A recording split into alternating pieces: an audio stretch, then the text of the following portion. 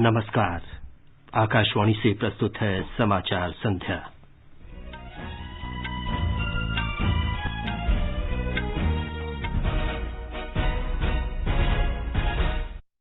प्रधानमंत्री नरेंद्र मोदी ने कहा, भारत और यूरोपीय संघ की भागीदारी विश्व में शांति और स्थायित्व के लिए महत्वपूर्ण। प्रधानमंत्री ने बदलती स्थानीय अर्थव्यवस्था में कुशल प्रवासी कामगारों की भूमिका पर बल दिया। विश्व स्वास्थ्य संगठन के दिशा निर्देशों के अनुसार देश के 22 राज्यों और केंद्र शासित प्रदेशों में प्रति 10 लाख की आबादी पर प्रतिदिन 140 परीक्षण पहले से जारी। बिहार में कोविड के बढ़ते मामलों के मद्देनजर कल से 31 जुलाई तक पूर्ण लॉकडाउन लागू। मानव संसाधन विकास मंत्री ने आईआईटी दिल्ली द्वारा विकसित की गई सर्वाधिक किफायती कोविड जांच किट जारी की। और केंद्रीय माध्यमिक शिक्षा बोर्ड की 10वीं की परीक्षा में लड़कियों ने फिर बाजी मारी। समाचार संध्या में चंद्रिका जोशी के साथ मैं विमलेंदु पांडे। प्रधानमंत्री नरेंद्र मोदी ने कहा है कि सरकार भारत और यूरोपीय संघ के बीच संबंधों को मजबूत बनाने के लिए प्रतिबद्ध है।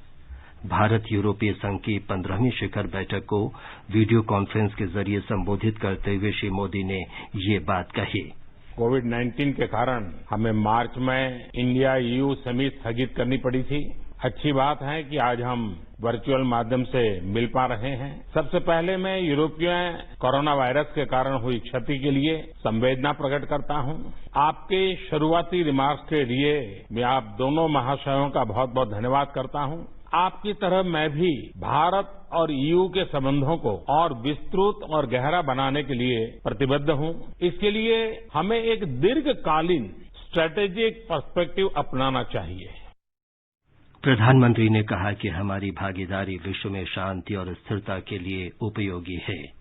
भारत और ईयू नेचुरल पार्टनर है। हमारी पार्टनरशिप विश्व में शांति और स्थिरता के लिए भी उपयोगी है। यह वास्तविकता आज की वैश्विक स्थिति में और भी स्पष्ट हो गई है। हम दोनों ही democracy, pluralism, inclusivity, respect for international institutions, multilateralism, freedom, transparency जैसी यूनिवर्सल वैल्यूज शेयर करते हैं। प्रधानमंत्री ने आशा व्यक्त की कि इस वर्चुअल शिखर सम्मेलन के माध्यम से हमारे संबंधों में गति मिलेगी। उन्होंने कहा कि ऐसा एजेंडा तैयार किया जाना चाहिए जिसे निर्धारित समय सीमा में लागू किया जा सके। श्री मोदी ने कहा कि नागरिकों के स्वास्थ्य और समृद्धि को आज चुनौती का सामना करना पड़ रहा है। कोविड-19 के बाद आर्थिक क्षेत्र में वैश्विक स्तर पर नई समस्याएं उत्पन्न हो गई। इसके लिए डेमोक्रेटिक राष्ट्रों के बीच अधिक सहयोग की आवश्यकता हम सब महसूस करते हैं। आज हमारे नागरिकों की सेहत और समृद्धि दोनों ही चुनौतियों का सामना कर रहे हैं। रूल्स बेस्ड इंटरनेशनल ऑर्डर पर विभिन्न प्रकार के दबाव है। ऐसे में भारत ईयू पार्टनरशिप आर्थिक पुनर्निर्माण में और एक मानव केंद्रित और मानवता केंद्रित ग्लोबलाइजेशन के निर्माण में महत्वपूर्ण भूमिका निभा सकती है। प्रधानमंत्री ने यूरोप को भारत में नवीकरणीय ऊर्जा का उपयोग बढ़ाने के प्रयासों में निवेश और प्रौद्योगिकी के लिए आमंत्रित किया। तत्कालीन चुनौतियों के अलावा क्लाइमेट चेंज जैसे लॉन्ग टर्म चैलेंजेस भी हम दोनों के लिए ही प्राथमिकता है। भारत में रिन्यूएबल एनर्जी के उपयोग को बढ़ाने के हमारे प्रयत्नों में हम यूरोप के इन्वेस्टमेंट और टेक्नोलॉजी का आमंत्रण करते हैं। मैं आशा करता हूं कि इस वर्चुअल समिट के माध्यम से हमारे संबंधों को गति मिलेगी। एक्सेलेंसीज, मैं आपसे बात करने के इस अवसर के लिए पुनः प्रसन्नता व्यक्त करता हूं। श्री मोदी यूरोपीय परिषद के अध्यक्ष चार्ल्स माइकल और यूरोपीय आयोग के अध्यक्ष उर्सुला वॉन डेर लेयन के साथ इस बैठक की सह अध्यक्षता की। भारत और यूरोपीय संघ के बीच वीडियो कॉन्फ्रेंस के जरिए 15वां शिखर सम्मेलन आज संपन्न हो गया।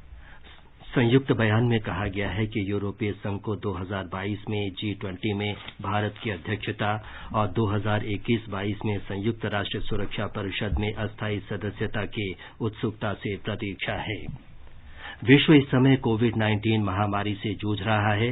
दोनों पक्ष इस बात पर सहमत थे कि इस महामारी के सामाजिक आर्थिक दुष्प्रभावों के उन्मूलन तथा लोगों के जीवन की सुरक्षा के लिए वैश्विक सहयोग और एकजुटता आवश्यक है।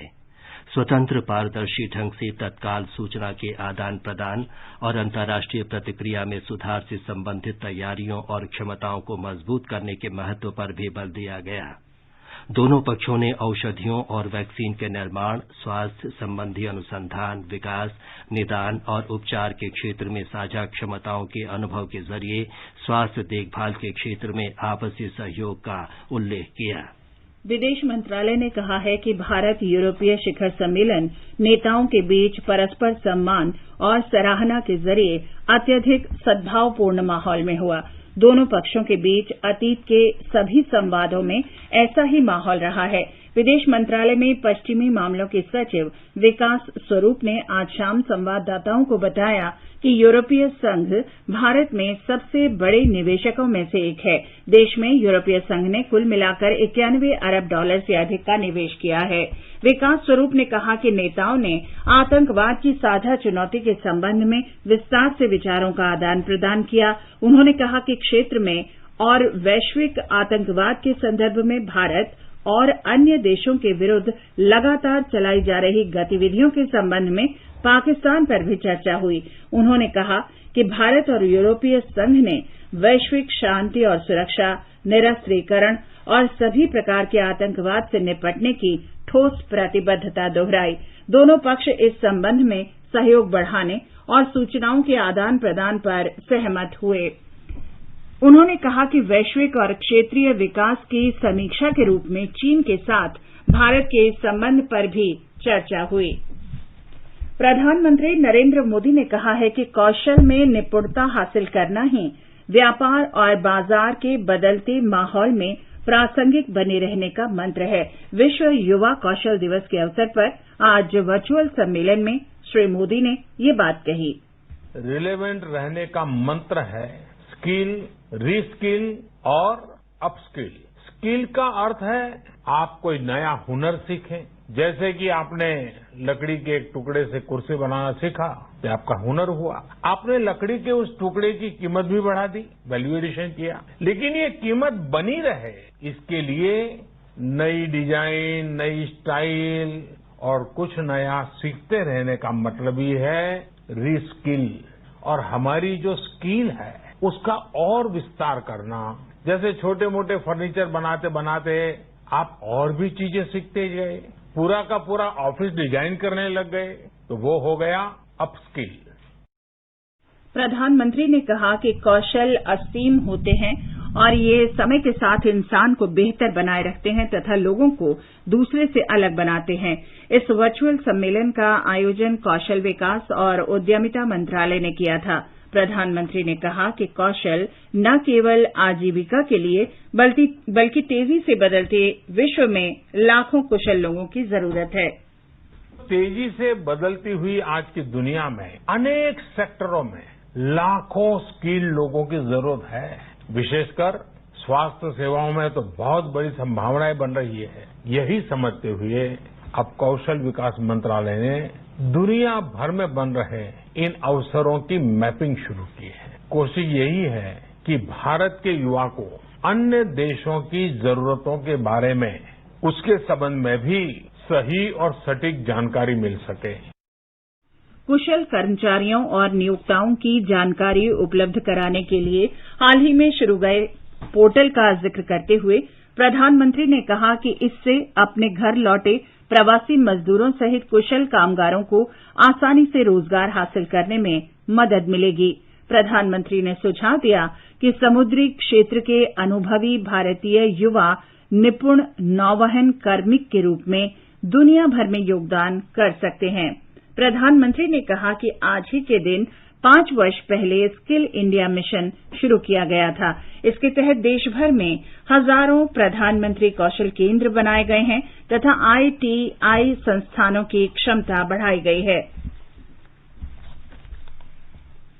उपराष्ट्रपति एम वेंकैया नायडू ने विश्व की आवश्यकता पूरी करने के लिए ज्ञान और कौशल बढ़ाने पर बल दिया है। उन्होंने कहा कि देश को कोविड के बाद के विश्व में प्रतिस्पर्धी बने रहने के लिए कौशल, विस्तार और गति पर ध्यान देने की आवश्यकता है। एक प्रमुख दैनिक में लिखे लेख में श्री नायडू ने दोहराया कि आत्मनिर्भर भारत अभियान के तहत विभिन्न प्रयासों का उद्देश्य अर्थव्यवस्था को बढ़ावा देना और ग्रामीण तथा शहरी क्षेत्रों में आजीविका का संरक्षण करना है। गृह मंत्री अमित शाह ने आज विश्व युवा कौशल दिवस के अवसर पर लोगों को बधाई दी है। श्री शाह ने ट्विटर पर कहा कि आज प्रधानमंत्री नरेंद्र मोदी के दूरदर्शी नेतृत्व में स्किल इंडिया मिशन के 5 वर्ष पूरे हो रहे हैं। उन्होंने कहा कि स्किल इंडिया मिशन ने सही कौशल उपलब्ध कराकर युवाओं की आंतरिक क्षमता बढ़ाई है और उन्हें सशक्त बनाया है। सूचना और प्रसारण मंत्री प्रकाश जावड़ेकर ने कहा है कि प्रधानमंत्री नरेंद्र मोदी ने कौशल विकास के महत्व को ध्यान में रखते हुए ही इसके लिए अलग मंत्रालय बनाया है। श्री जावड़ेकर ने एक ट्वीट में कौशल सृजन के महत्व पर बल देते हुए कहा कि कौशल विकास मंत्रालय देश के युवाओं को सक्षम बना रहा है और रोजगार के अवसर उपलब्ध करा रहा है। स्वास्थ्य मंत्रालय ने कहा है कि देश के 22 राज्य और केंद्र शासित प्रदेशों में पहले से ही प्रति 10 लाख जनसंख्या पर 140 या इससे अधिक व्यक्तियों की कोविड जांच हो रही है और इन प्रदेशों को लगातार ये सलाह दी जा रही है कि वे जांच करने की क्षमता बढ़ाकर विश्व स्वास्थ्य संगठन द्वारा निर्धारित परीक्षण स्तर को हासिल करें। विश्व स्वास्थ्य संगठन ने कोविड-19 के संदर्भ में सार्वजनिक स्वास्थ्य और सामाजिक उपायों के बीच समायोजन संबंधी जन स्वास्थ्य मानदंड के बारे में मार्गदर्शन टिप्पणी में सुझाव दिया था कि संदिग्ध मामलों पर व्यापक निगरानी रखी जानी चाहिए। WHO ने सलाह दी है कि किसी भी देश को प्रति 10 लाख आबादी पर 140 परीक्षण प्रतिदिन करने की आवश्यकता है। मध्य प्रदेश में कल कोविड-19 के 798 नए मामले सामने आने से राज्य में संक्रमितों की कुल संख्या 19,000 से ऊपर हो गई है। राज्य में इस महामारी से अब तक 673 लोगों की मौत हो चुकी है। 367 संक्रमितों के स्वस्थ होने के बाद कल उन्हें छुट्टी दे दी गई। राज्य में अब स्वस्थ होने वालों की कुल संख्या 13,575 हो गई है। गुजरात में कोविड-19 संक्रमित व्यक्तियों के स्वस्थ होने की दर बढ़कर 70% हो गई है। राज्य के उप मुख्यमंत्री नितिन पटेल ने बताया कि 30,000 से अधिक रोगियों को स्वस्थ होने के बाद अस्पतालों से छुट्टी दी जा चुकी है। ब्यौरे के साथ हमारे संवाददाता। उप मुख्यमंत्री श्री नितिन पटेल ने कहा कि समय पर त्वरित और अच्छा इलाज उपलब्ध होने से राज्य में मरीजों के अच्छे होने की दर में सुधार हुआ है और मृत्यु दर में भी कमी आई है। राज्य में स्वास्थ्य मंत्रालय का प्रभार संभालने वाले उप मुख्यमंत्री श्री पटेल ने कहा कि कोविड-19 से मृत्यु की दर कम होकर अब 1.5% हो गई है। मार्च और अप्रैल महीने में यह दर 6.5% थी। उन्होंने कहा कि सरकार राज्य में कोविड-19 की स्थिति की लगातार समीक्षा कर रही है। श्री पटेल ने कहा कि राज्य में 900 से ज्यादा धन्वंतरी रथों के माध्यम से लोगों के घरों तक स्वास्थ्य सेवाएं मुहैया कराने का अच्छा परिणाम मिला है। उन्होंने कहा कि मरीजों के अच्छे होने की दर में सुधार होने से राज्य में अस्पतालों और मेडिकल कर्मचारियों के ऊपर का बोझ भी कम हो रहा है। योगेश पंड्या, आकाशवाणी समाचार, अहमदाबाद। बिहार में कोविड-19 के फैलाव को रोकने के लिए कल से 31 जुलाई तक 16 दिन के लिए पूर्णबंदी लागू की जाएगी। राज्य सरकार ने पिछले 3 सप्ताह के दौरान प्रदेश में कोविड-19 मामलों में लगातार हो रही वृद्धि के कारण लॉकडाउन का फैसला किया है। एक रिपोर्ट। आवश्यक सेवाओं से जुड़े विभागों को छोड़कर केंद्र और राज्य के सभी कार्यालय बंद रहेंगे। सभी शैक्षणिक संस्थानों को भी बंद करने का आदेश दिया गया है। जिन कार्यालयों में काम होगा वहां केवल 33% कर्मचारियों की उपस्थिति रहेगी। सभी धार्मिक स्थल बंद रहेंगे। होटल और मोटल के संचालन पर कोई रोक नहीं रहेगी। रेस्टोरेंट और ढाबा खोलने की अनुमति होगी, लेकिन यहां से सिर्फ होम डिलीवरी की जाएगी। लॉकडाउन में बिहार से लगे राज्यों की सीमाएं सील रहेगी। दूसरे जिलों में जाने के लिए पास जरूरी होगा। एम्बुलेंस और आवश्यक गाड़ियों को छोड़कर अन्य वाहनों के परिचालन पर रोक रहेगी। रेलवे और हवाई सफर पर कोई प्रतिबंध नहीं रहेगा। ग्रामीण क्षेत्रों को इस बार लॉकडाउन से मुक्त रखा गया है। आकाशवाणी समाचार के लिए पटना से कृष्ण कुमार लाल।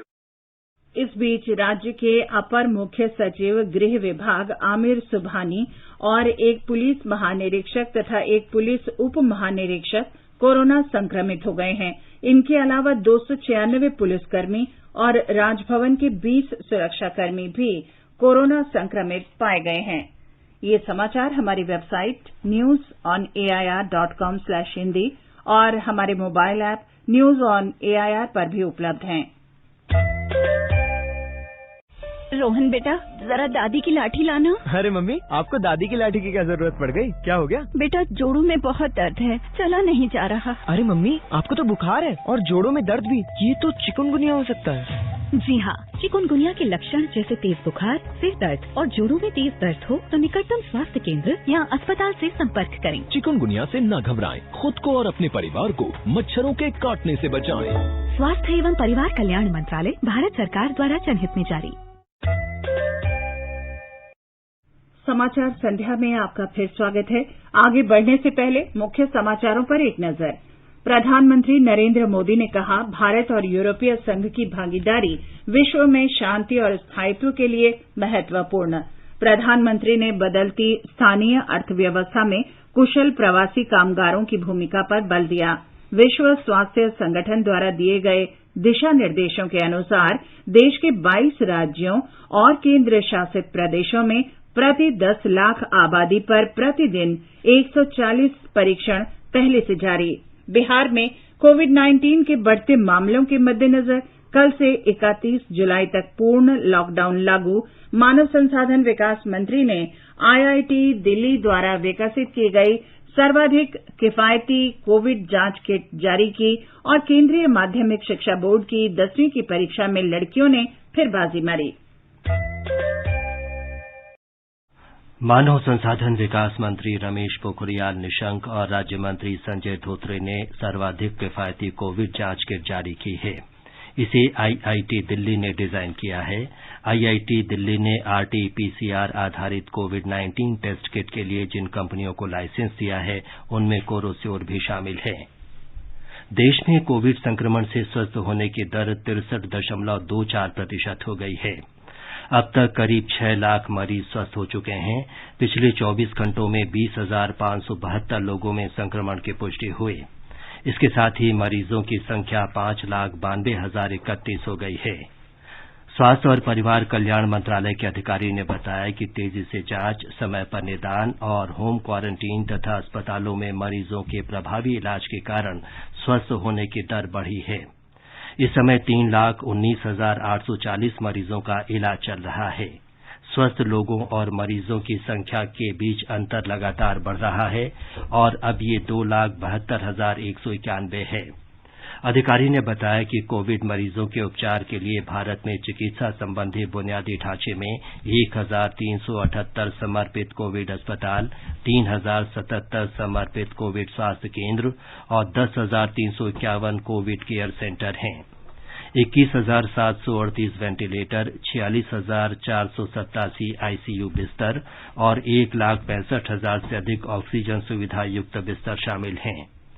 केंद्र सरकार ने कोविड-19 का प्रभावी क्लिनिकल प्रबंधन सुनिश्चित करने के लिए राज्यों, केंद्र शासित प्रदेशों और केंद्रीय संस्थानों को करीब 2,31 lakh N95 mask, 1,23 lakh PPE kit और 11,660 वेंटिलेटर वितरित किए हैं। भारतीय औषध महानियंत्रक ने पूरी तरह से स्वदेश में विकसित पहली न्यूमोकोक्कल पॉलीसैकेराइड कॉन्जुगेट वैक्सीन को मंजूरी दे दी है। ये वैक्सीन शिशुओं में स्ट्रेप्टोकॉकस निमोनिया के कारण और निमोनिया के उपचार के उपयोग में की जाती है। ये वैक्सीन मांसपेशियों में इंजेक्शन के जरिए दी जाती है। निमोनिया के उपचार के लिए स्वदेश में विकसित ये पहली वैक्सीन है। इससे पहले ऐसी वैक्सीन देश में लाइसेंस के जरिए आयात की जाती थी, क्योंकि इसे बनाने वाली सभी कंपनियां भारत से बाहर की हैं। स्वास्थ्य मंत्रालय के बयान में कहा गया है कि ये वैक्सीन पुणे के भारतीय सीरम संस्थान ने विकसित की है। इस संस्थान को वैक्सीन के पहले, दूसरे और तीसरे चरण के परीक्षण की अनुमति दी गई थी, जो अब संपन्न हो गए हैं। कंपनी ने गाम्बिया में भी इसके परीक्षण किए हैं। उसके बाद कंपनी ने वैक्सीन बनाने की अनुमति के लिए आवेदन किया था। जम्मू कश्मीर में उपराज्यपाल के सलाहकार बशीर अहमद खान ने आज लोगों से अपील की कि वे सार्वजनिक स्थानों पर मास्क अवश्य लगाएं और सुरक्षित दूरी के मानदंड का पालन करें। उन्होंने कहा कि केंद्र शासित प्रदेश में कोविड रोगियों की संख्या में हाल की बढ़ोत्तरी को देखते हुए ये सभी की जिम्मेदारी है कि वे मास्क पहनें और सुरक्षित दूरी तथा स्वच्छता के बारे में प्रशासन द्वारा जारी किए गए सभी परामर्शों का पूरी तरह अनुपालन करें। ब्यौरा हमारे संवाददाता से। संभागीय आयुक्त कश्मीर पांडुरंग के पोले ने श्रीनगर में कोविड-19 महामारी पर साप्ताहिक समीक्षा बैठक की। उन्होंने एसओपी उल्लंघनकर्ताओं के खिलाफ फेस मास्क पहनने और सामाजिक दूरी बनाए रखने के मानदंडों का पालन न करने के लिए संबंधित अधिकारियों को सख्त कार्रवाई करने के निर्देश दिए हैं। उन्होंने घाटी के जिलों के उपायुक्तों को ये सुनिश्चित करने के निर्देश दिए हैं कि माल और सेवा प्रदाता, ग्राहक, परिवहनकर्ता, यात्री अपने प्रभावी नियंत्रण के लिए कोरोना वायरस के बारे में निर्धारित दिशा निर्देशों का कड़ाई से पालन करें। इस बीच कोविड-19 संक्रमण के प्रसार को नियंत्रित करने के उद्देश्य से जिला मजिस्ट्रेट कुपवाड़ा अंशल गर्ग ने कुपवाड़ा जिले में धारा 144 सीआरपीसी और धारा 34 के तहत पहले से ही लागू किए गए प्रतिबंधों को इस महीने की 25 तारीख तक बढ़ा दिया है। आकाशवाणी समाचार के लिए श्रीनगर से मैं सुनील कोल। आकाशवाणी का समाचार सेवा प्रभाग विशेषज्ञों की राय श्रृंखला में कोविड-19 महामारी के बारे में जाने माने चिकित्सा विशेषज्ञों की सलाह प्रसारित करता है। इस कड़ी में आकाशवाणी से बातचीत में मेदांता अस्पताल में मानसिक रोग विशेषज्ञ डॉक्टर सौरभ मेहरोत्रा ने बताया कि लोगों को इस बीमारी से अपना ध्यान हटाकर किताबें पढ़ने, संगीत से जुड़ी गतिविधियों में व्यस्त रहने और व्यायाम करने पर अपना ध्यान केंद्रित करना चाहिए। उन्होंने कहा कि कोविड से संबंधित समाचारों पर ज्यादा ध्यान नहीं देना चाहिए क्योंकि इससे उनके मन में विभिन्न प्रकार की आशंकाएं पैदा होती हैं। Some people like to do gardening, some people like to do cooking. All of these qualify as positive addictions and have a significant benefit in reducing the stress. Then social connection is very important. सरकार ने कहा है कि GST की दरें कम करने से विनिर्माताओं और उपभोक्ताओं को कोई मदद नहीं मिलेगी।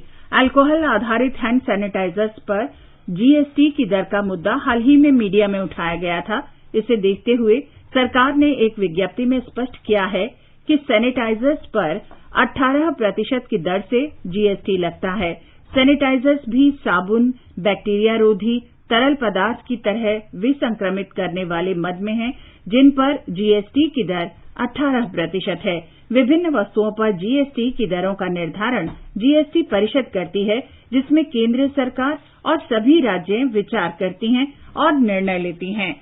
हैंड सैनिटाइजर के विनिर्माण के लिए इस्तेमाल किए जाने वाले रसायनों, पैकेजिंग सामग्री और निवेश सेवाओं पर भी 18% की दर से जीएसटी लगता है। सैनिटाइजर्स और अन्य मिलती जुलती वस्तुओं पर जीएसटी कम करने से शुल्क ढांचे में प्रतिकूल प्रभाव पड़ेगा, जिससे घरेलू विनिर्माताओं को हैंड सैनिटाइजर आयात करने वालों की तुलना में नुकसान होगा। जीएसटी की दरें कम रखने से केवल आयातकों को लाभ होगा, जो सरकार को आत्मनिर्भर भारत नीति के विपरीत होगा। प्रतिकूल शुल्क ढांचे की वजह से यदि घरेलू विनिर्माताओं को नुकसान होगा तो जीएसटी की दरें कम होने से उपभोक्ताओं को भी कोई लाभ होने वाला नहीं है। आकाशवाणी के समाचार सेवा प्रभाग से आज फोन इन कार्यक्रम में कोविड-19 पर विशेष चर्चा प्रसारित होगी। आयुष मंत्रालय के सचिव वैद्य राजेश कोटेचा चर्चा में भाग लेंगे। श्रोता स्टूडियो में हमारे टोल फ्री नंबर 1800-115767 और 011-2331-4444 पर विशेषज्ञों से सवाल पूछ सकते हैं। ये कार्यक्रम रात 9:30 से प्रसारित होगा। ये समाचार हमारी वेबसाइट newsonair.com/hindi और हमारे mobile app news on AIR पर भी उपलब्ध हैं। हथेलियों पे तंबाकू मसाला रगड़कर स्वाद चखने के लिए मुंह तक जरूर लाएंगे। सिगरेट और बीड़ी भी जलाकर होठों से जरूर लगाएंगे और फिर कैंसर, कोरोना, टीबी और हृदय रोग जैसी बीमारियों के चपेट में आएंगे। सर, तंबाकू सेवन जानलेवा है और आपकी और आपके परिवार की खुशियों के लिए हानिकारक भी। तो आज ही एक स्वस्थ जीवन जीने के लिए शपथ लीजिए।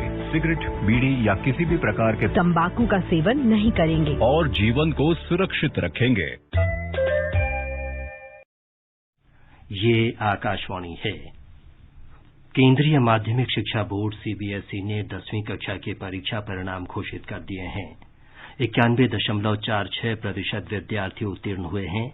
इस वर्ष भी 93.31% के साथ लड़कियां लड़कों से आगे रही हैं। कुल 90.14% छात्र और 78.95% ट्रांसजेंडर उत्तीर्ण हुए हैं। राजस्थान में कांग्रेस ने आज एक बार फिर अपने बागी विधायकों से पार्टी में लौट आने को कहा है। पार्टी ने कहा है कि अगर उन्हें कुछ शिकायत है तो इसे पार्टी फोरम में उठाएं। कांग्रेस के वरिष्ठ नेता रणदीप सिंह सुरजेवाला ने जयपुर में कहा कि सचिन पायलट को अपने समर्थक विधायकों के साथ पार्टी में लौट आना चाहिए। हम हमारे युवा साथी सचिन पायलट जी और कांग्रेस विधायक साथियों को कहेंगे, अगर आप भारतीय जनता पार्टी में नहीं जाना चाहते तो फिर भारतीय जनता पार्टी की मेजबानी फौरन स्वीकार कीजिए और परिवार के सदस्य की तरह अपने घर वापस जयपुर लौट आइए। महाराष्ट्र में मुंबई और तटवर्ती क्षेत्रों में भारी वर्षा को देखते हुए मौसम विभाग ने चेतावनी का स्तर बढ़ाकर रेड अलर्ट में बदल दिया है। मुंबई, ठाणे, रायगढ़ और रत्नागिरी जिलों में अगले 18 घंटों में कहीं कहीं भारी से बहुत भारी वर्षा होने का अनुमान है। मुंबई में कल से हो रही भारी बारिश के कारण जुलाई में होने वाली औसतन वर्षा का आंकड़ा पार कर लिया है। पिछले 24 घंटों में मुंबई में 250 मिलीमीटर से अधिक वर्षा होने के कारण कई क्षेत्रों में जल जमाव की सूचना मिली है। अंधेरी और खार सबवे में यातायात की आवाजाही बंद करनी पड़ी। साथ ही चांदीवली जंक्शन और वडाला फ्रीवे पर भी यातायात पर बुरा असर देखा गया है। दादर, हिंदमाता, माहिम और परेल के निचले इलाकों में भी जल भराव की स्थिति बरकरार रही। मुंबई के नागरिक निकाय ने नागरिकों से कहा है कि वे अपने घरों में ही रहें और बिना किसी आवश्यक काम के घरों से बाहर ना निकलें। निशा रानी, आकाशवाणी समाचार, मुंबई। असम में बाढ़ से राज्य के 26 जिलों में 36 लाख लोग प्रभावित हुए हैं। 1,27,000 हेक्टेयर खेती की जमीन बाढ़ की चपेट में आ गई है। बाढ़ की वजह से ग्रामीण सड़कों, तटबंधों और पुलों को नुकसान पहुंचा है। हमारे संवाददाता ने खबर दी है कि विभिन्न एजेंसियां राहत और बचाव अभियान चला रही हैं। असम में लगभग 35,000 लोग अस्थायी राहत में शरण लिए हुए हैं। कोविड-19 के कारण सामाजिक दूरी बनाए रखने के लिए प्रशासन को अधिक संख्या में राहत शिविर बनाने की जरूरत पड़ी है। प्रशासन द्वारा खाने पीने के सामान वितरित की जा रही है। एसडीआरएफ और एनडीआरएफ ने आज लगभग 4,000 लोगों को सुरक्षित स्थानों पर पहुंचाया है। मुख्यमंत्री सर्बानंद सोनोवाल ने आज जोरहाट जिले के टियोक में एक राहत शिविर का दौरा किया। मानस प्रतिम शर्मा, आकाशवाणी समाचार, गुवाहाटी। और अब एक नजर कल के मौसम के पूर्वानुमान पर। दिल्ली में आमतौर पर बादल छाए रहने और हल्की बारिश होने की संभावना है। मुंबई में सामान्य रूप से बादल छाए रहेंगे और तेज बारिश होगी। न्यूनतम तापमान 24 तथा अधिकतम तापमान 29 डिग्री सेल्सियस रह सकता है। चेन्नई में आमतौर पर बादल छाए रहेंगे और हल्की वर्षा या बूंदाबांदी हो सकती है। तापमान 26 से 32 डिग्री सेल्सियस के बीच रहने के आसार हैं। कोलकाता में आंशिक रूप से बादल छाए रहेंगे और सामान्य वर्षा या गरज के साथ बौछार हो सकती है। जम्मू में न्यूनतम तापमान 26 और अधिकतम 36 डिग्री सेल्सियस रहने की संभावना है। आंशिक रूप से बादल छाए रहेंगे और वर्षा या गरज के साथ बौछारें पड़ने की संभावना है। श्रीनगर में न्यूनतम तापमान 16 और अधिकतम 32 डिग्री सेल्सियस के बीच रहेगा। आसमान साफ रहेगा।